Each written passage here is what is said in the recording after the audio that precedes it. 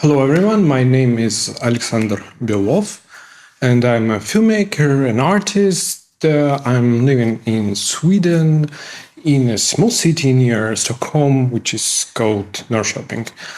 So I have Russian and Romanian roots, and I'm studying in Sweden in Stockholm University of the Arts, a program that is called Art of Impact, and I'm conducting an artistic research right now. So my film is called The Summer I Got Accepted to University, and the plot itself is very, very simple. So basically, two boys, Anton and Zhenya, have a conflict because Anton shot a cat with an air rifle in front of Zhenya while they were playing around. And Zhenya, shocked by what Anton did, decides to punish his friend with silence. That's like, I would say, the first, the simplest description of the film. In fact, I'm trying to research, I'm exploring the theme of my own immigration, first of all, I would say, because the film is called The Summer I Got Accepted to University, and I was accepted to university in Sweden, and I decided to leave my home country, Russia, and this film was some kind of a farewell, or some kind of reflection, the attempt to understand the process of immigration, because I thought, okay, I'm accepted to this university in Sweden. Let's think about the moment when I was accepted to university in the first place, many, many years ago, more than 15 years ago. I thought about this moment that really happened in my life in summer back in like 15 years ago, when I saw how my friend did it. And this was like the foundation of the film. So, and I thought, like, how many things have changed since then, how the world actually shrinked, it became smaller. The things that were important at the time, they are not important anymore. And that's like one of the main themes of this film, like the change, how the time, the cinematic time and the real time changed things. And at the same time, the main conflict in the film, I'm trying and I'm exploring this theme of violence in the society, especially in my society, in my country, of male violence. And I'm exploring the fact that somehow the outburst of violence is to some extent easier way to communicate between two boys than to talk to each other. Somehow that's the only way they are able to communicate, and that's like, I won't like give you any spoilers, but that's like the finale, the film.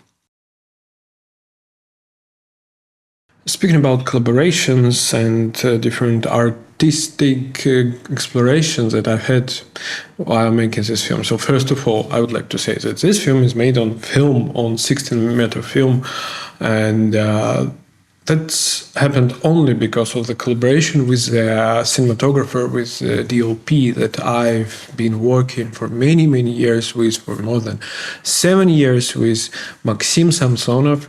And I convinced him to shoot on film, and it didn't even take time to convince him. He immediately said, yeah, let's do it, let's give it a shot, because it's like the essence of cinema. Let's try it. And it was extremely complicated, taking into consideration that I was in Europe, he was in Russia. I bought the film in Europe and brought it to Russia, because it's not possible to buy a film in Russia. It's not possible to process film normally, to develop film normally in Russia. The laboratories, practically all of them are closed, or they are twice, 3, 4 times more expensive than in London, for example. So it was like on many scale, a really international project. And we were trying to find film expired and new for more than half a year. And we were rehearsing, preparing for shooting this every scene of this film for more than 3 months, rehearsing every second of this film with actors and with Maxim.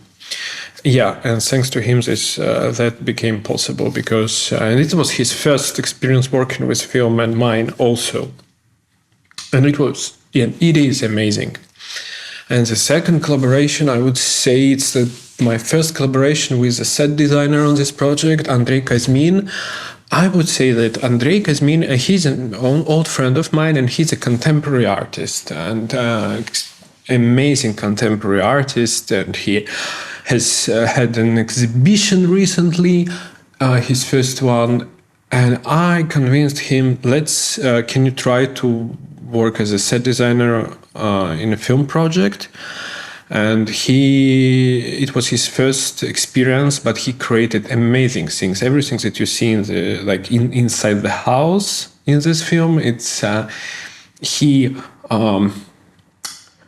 designed it, invented how it should be constructed and done, and so on and so forth. So that's so interesting to invite a contemporary artist, someone from a different field, into the film, and to see what happens. That's amazing. So, speaking about references, I'm a movie fan, and I'm a cinephile. I think it's called cinephile. And of course, since we were working with film, I was looking into old, especially silent cinema, and into old early stages of cinema. Before that, I would say in Soviet cinema, 100%, I would say there are two names. It's Alexei German and Marlen Hutseyev, and the way they work with light, the way they work with sound, the way they work with camera, the way camera exists inside the time and space of the film. And speaking about silent cinema, I asked Maxim to watch Wilhelm Pabst films to get inspired. For example, the Pandora's Box. We were I said, look how Pabst works with light in silent cinema.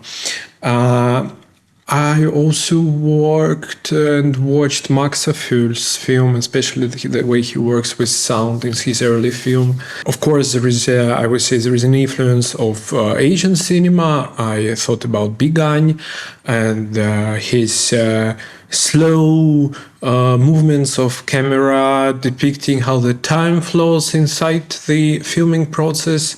And of course, since I'm a big fan of Iranian cinema, and I even wrote a dissertation about it. I'm a PhD in this sphere in Iranian cinema, and I used to watch so many Iranian films, and of course that's an influence I cannot deny. And Abbas Kiarostami, and the way he constructs the space of the film according to Persian miniatures, I would say.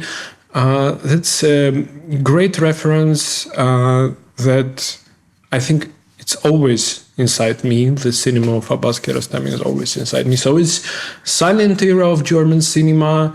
Also Fritz Lang, by the way, Fritz Lang also. And Iranian cinema and a bit of Asian cinema. And the core is Soviet cinema of 70s and 60s. And finally, the last question, what drives me? What forces me to make movies? So I'm thinking about this question a lot. And I think that my answer would be maybe a bit too eccentric, although that's an honest answer. So I think that one of the first films ever made in 1895, it's Workers Leaving the Lumiere Factory. That's a documentary. And there is a documentary where workers just leave the Lumiere factory. And I perceive myself as this worker. I'm working in Lumiere factory. That's my job. That's my work. That's what I do. That's what I was doing all my life since I was 10. That's what I'm doing right now. That's it. That's what I will be doing because that's my work.